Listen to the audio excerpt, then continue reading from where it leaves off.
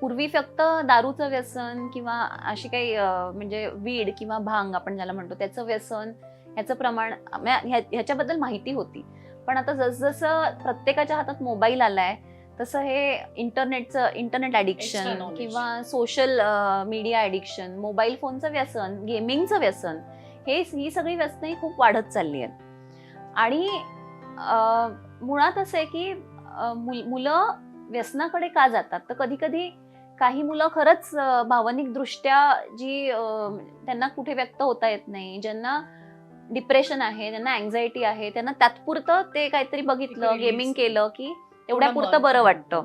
त्याच्यामुळे ते त्याच्यात गुंतायला लागतात सुरुवातीला आणि मग त्याच्यात अडकत जातात. कधी कधी 4 मित्र करतायत, तोही एक पिअर प्रेशर ज्याला आपण म्हणतो की 4 इतर माझे मित्र करतायत म्हणून मी ते करतोय, आणि मग त्या भरात ते वाहवत जातात.